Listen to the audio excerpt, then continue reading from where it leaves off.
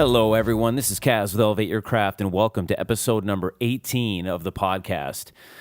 Today's episode is going to focus on the squat feature, a video that I released fairly recently, and I thought it'd be a great idea, similar to the push-up progression video, to do a kind of a companion podcast to go into a little more insight and talk about the video and talk about some of the things that I've picked up over the years. So I've always been a huge fan of squat work, and doing this feature was an absolute pleasure.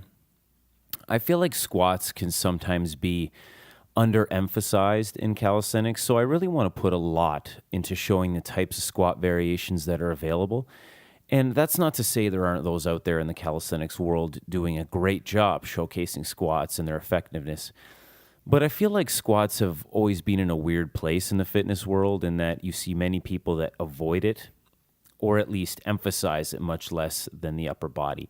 And like I said, there's a lot out there in the fitness world that are doing a great job showcasing it.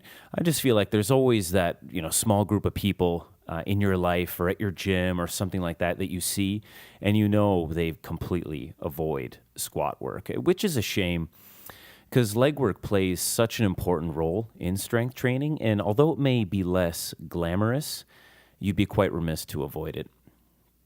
The progressions in the video are a path that I took when I was progressing toward pistol squats, and that was my ultimate goal at that point, was to achieve the almighty pistol squat. But ultimately, what I'm doing and what I want to do with Elevate Your Craft in general is educate people on the power of progressive calisthenics, and the Elevate Your Craft squat progressions are no exception. Similar to the push-up feature, it's not meant to showcase all the variations out there, but to show you one path and also give you a glimpse into what's possible. I plan on releasing another video with more squat variations because I want to do a lot with it, with squats in general, and give them a little more love, so to speak. So similar to the push-up feature podcast, which was episode number 16, by the way, I want to go over some insight around squat progression that I've just seen throughout my practice over the years, in hopes that you can learn something and avoid some of the mistakes that I've made. I also want to go over any key points as pertaining to the squat progression video so you can take full advantage and maximize what you take from it. It's all about experimentation and taking notice of what works and what doesn't work for you. So getting into it, I want to start off with some notes on technique. The squat is a basic movement that should be mastered by all athletes, whether training with weights or without. If you aren't able to do it without weights, then you can't do it with weights. A couple of things you might hear in regards to technique within calisthenics are the knee going past the toes and positioning of the lower back. I never really worried about how far my knees go past my toes, and I don't believe that you need to, especially since we're not introducing a load onto our backs. Regarding the lower back, it will likely curve slightly during more advanced exercises like the pistol squat, and this is okay. And you'll see that in the video for, again, something like the pistol squat or the wushu pistol squat. Ideally, we'd have the upper body as upright as possible. However, because we aren't adding a load onto our backs, a slight curve is acceptable, and you have to be at the elite level to be able to do things like a pistol squat with your arms extended up above your head, because that really forces the back to be completely upright. And that is an elite exercise that I certainly want to work up to one day myself. But in both cases, injury occurs when we don't respect our capabilities or the technique.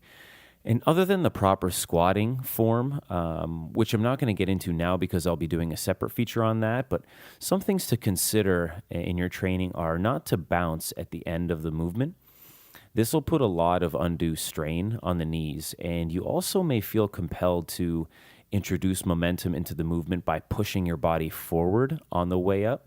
And you also want to avoid that because it'll introduce a similar strain on the knees. And this is particularly true with the pistol squat because the whole load is on one knee. So you really want to be careful with that.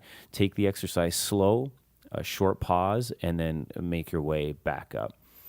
And finally, rid yourself of the idea that you cannot go below parallel.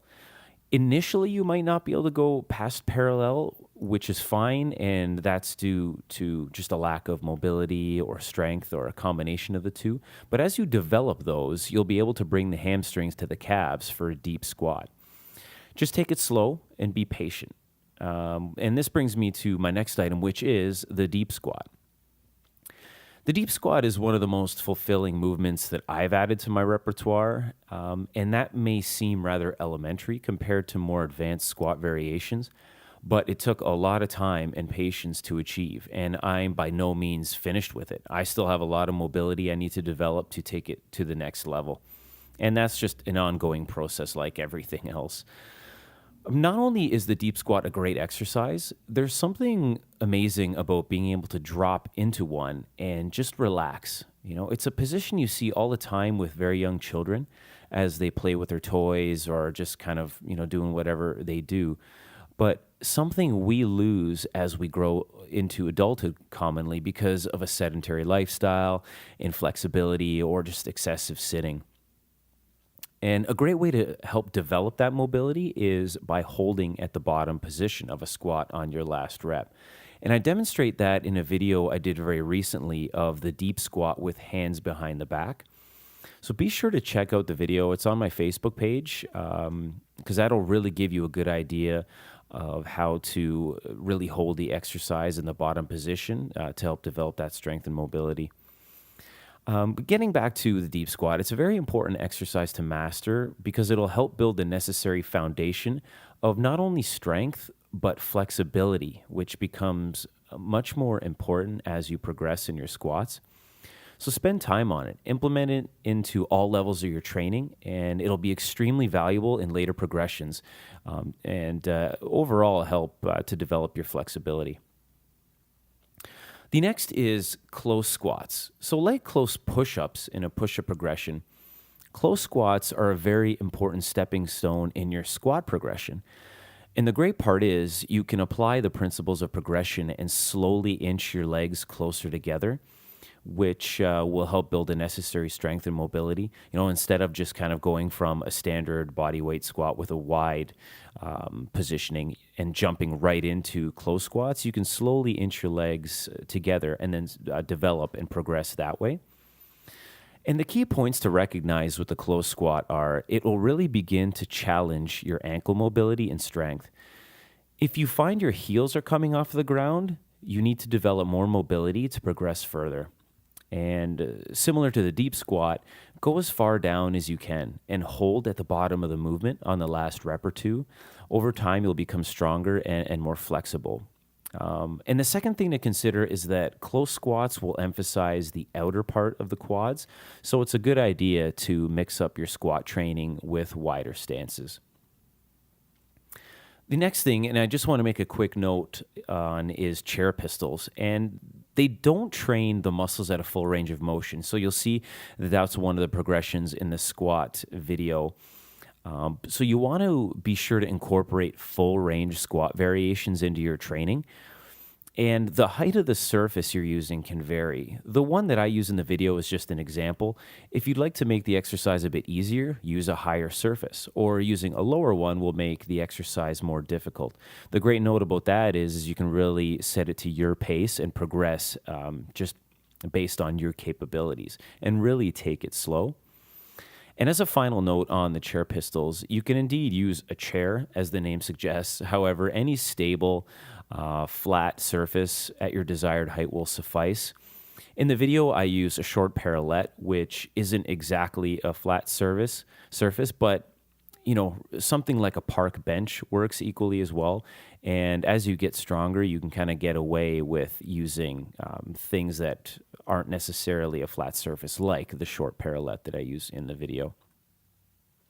Moving on to hand positioning, and this is something I want to just briefly mention as well, because later on I'll be doing a more in-depth podcast on hand positioning, but I wanted to mention it because you'll notice in the video that I had my hands on my hips during the split squat and the elevated split squat, and while all others I had my arms extended out front.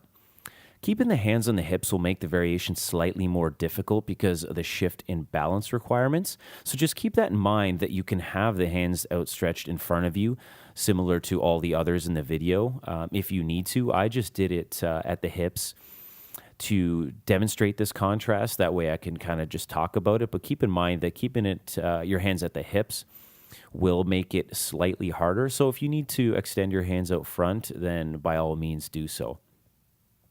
And one thing that I like to emphasize always when it comes to progressive calisthenics is patience.